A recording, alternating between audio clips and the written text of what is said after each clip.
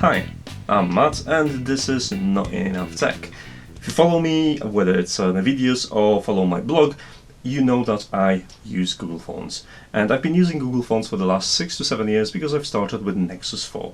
Now Nexus line being always that sweet budget spot when you would get really nicely priced headset with decent specs. Now things has changed ever since Pixel, and Pixel is considered a premium, a flagship device that comes with a really hefty price.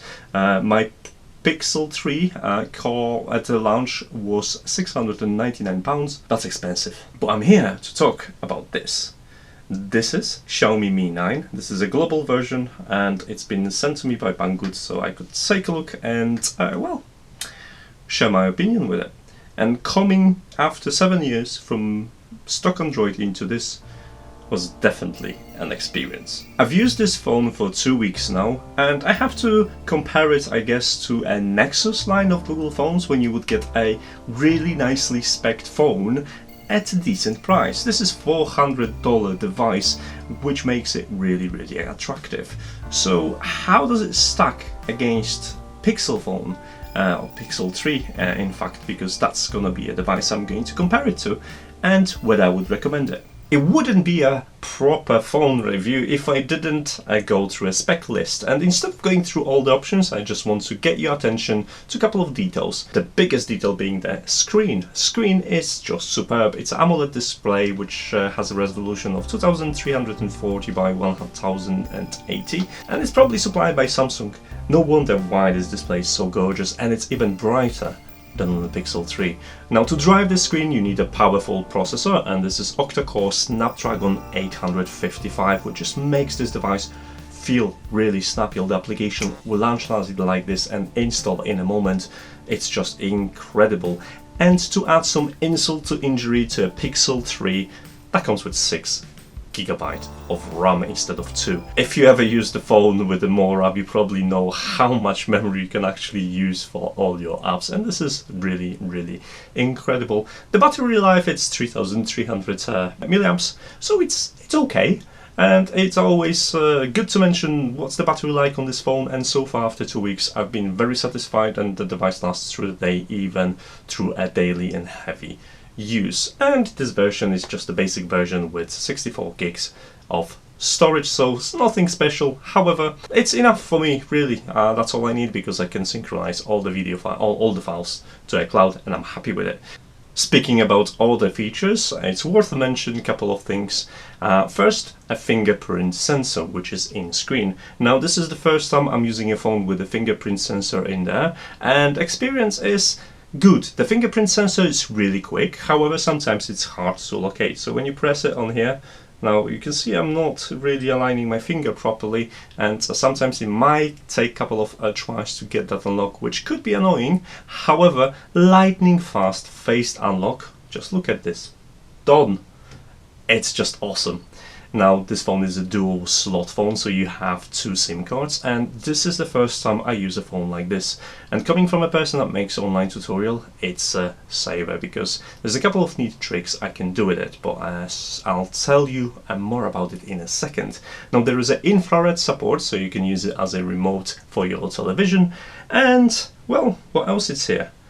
That's pretty much it. I'm gonna mention the camera separate, so pay attention to that as well. Oh, did I mention the button? There's an extra button in here apart from your volume rocker and the power button that you can assign to pretty much everything, but by default is assigned to your assistant. Okay, let's talk about camera because everyone's interested. There are 3 cameras at the back, so we have 48 megapixel sensor, we have 16 and 12 as well with wide lens. And the front shooter, that's your selfie camera, comes at 20 megapixels. In here you'll find a full article comparing pictures taken by this phone, my Xiaomi Mi 9, with Pixel 3. Pixel 3 is known for a splendid camera and splendid processor, despite having 12 megapixel single lens component on there. And this is where it gets interesting. Now, if I was just comparing hardware alone, I'd say the Pixel does so much better job because they use, a less impressive hardware to achieve such great results. But you have to factor the price. This is a $400 phone against a phone that costs nearly $800 at launch, so it's nearly at a half price point. And if you factor in that, this camera is just totally worth it. Picture-wise, take a look and see that article so you would know what I'm talking about, but the pictures are comparable. In some cases, Google phone takes slightly better pictures. It's honestly just a minimal difference. In some cases, this phone is actually better, especially if you're going to use 48 megapixel sensor. Xiaomi did a great job with the camera and AI processing, so having the advantage of the resolution, obviously it's going to be visible on pictures. Now, where this camera shines is the video. Honestly, when I first seen 4K footage is 60 frames per second shot on this camera, I was just like this. It's incredible, and I've been using this ever since in that mode because the videos are just gorgeous. And I'm sorry, but Pixel 3 doesn't even come close, even though it supports 4K at 30 frames per second. This is the first time I'm playing with a phone which supports MIUI. And this phone comes with MIUI 10, and me coming from a stock Android from a Google, well, let's just say it was an experience. First of all, the customizations on this phone are just mind-blowing. Still, after 2 weeks, I keep finding new options of doing things, setting toggles and setting presets, which I would never do on my Pixel phone. The second thing is dual SIM support, which introduces a couple of interesting options for people like me who have a business account and have a private email address that lets me interact with the phone in a much different way. First of all, I wanted to talk about dual apps. So in the past, I would use a WhatsApp, and then I would ask my friends to send me a message so I could check something with Tasker and confirm that my profile is working. Now later on I get to use a second device. I could have one WhatsApp on one device, second WhatsApp on another, and that would work. Later on there was a WhatsApp for business. I could use WhatsApp for business and WhatsApp to clients on the same phone. But this one comes with dual apps, which means you can essentially clone your WhatsApp and use the same WhatsApp application with two numbers, and then obviously have those conversations from a single phone. And that extends to different apps as well, which is really comfortable for all of you that are interested in running this in any more professional fashion. Now, the second thing that you're gonna love is a second display or second space, which it's a take on accounts available on stock Android, so you can create a different accounts and have a separate pretty much phone. However, it takes it a notch further with creating an entire space for that phone and allowing you to actually log into the phone just by selecting a pin. So all you have to do is just, if you type 1234, you're gonna go to your first space. If you type 4321, you're gonna go to your second space. And you can choose the options whether you would like to be notified about notification from a first space on your second space and other way around, which is just very, very useful. Now, other things that I really like was the management that comes with the two SIMs, so you can set up your data and everything and put the restrictions on app and customize so many things that I'm not able to even list. I think I've praised this phone enough, so let's talk about what matters, which is flaws. And unfortunately, this phone right now comes with a massive flaw, and I don't understand how is that possible. Xiaomi, right now, because of this, you are great disappointment. Now, if you receive a notification, that notification comes to a notification bar, pops in for a couple of seconds, and then disappears. It is still available in a shade, so you'll be able to see it here. However, if you close the notification shade, that notification is not going to be present anymore. And this is a design choice, because I don't think this is a bug, because a bug like this should not ever go to a public release, because it's way too easy to notify.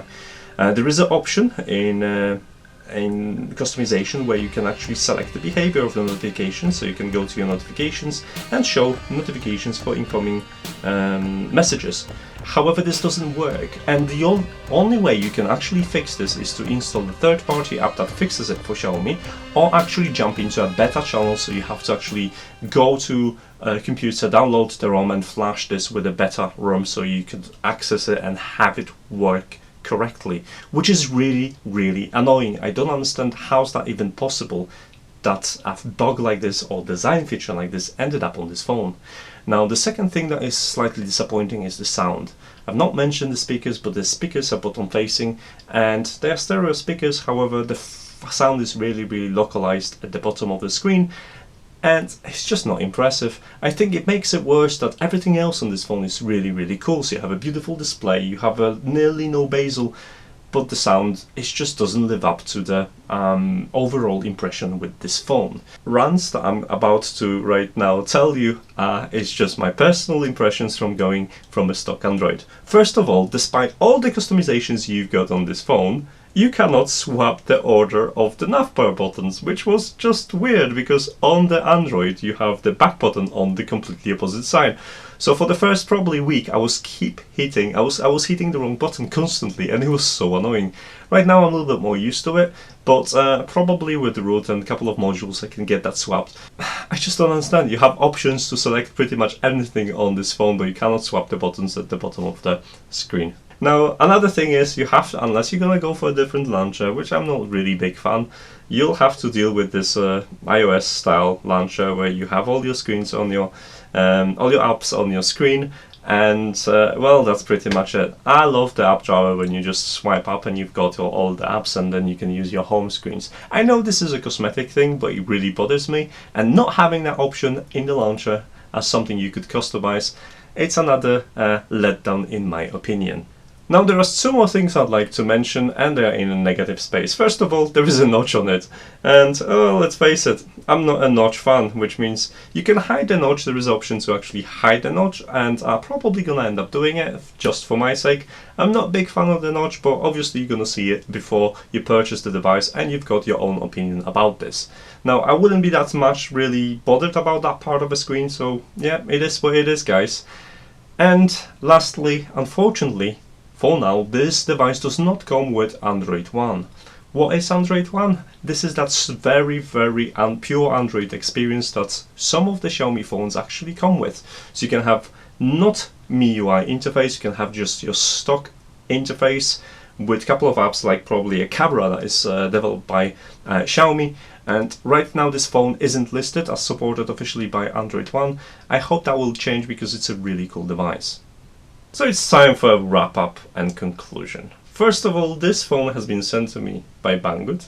However, I'm under no obligation to praise it or criticize it. So will I be changing from Pixel 3 to Xiaomi Mi 9? Probably. Definitely I'm going to use this phone for video work because of the 4K footage that is capable of shooting, and really decent camera actually, which makes the Pixel 3 feel like a bit of a letdown because I spent so much money with it. I no longer feel comfortable spending that much money on a phone. It's just not something really I can afford, and I don't think I need.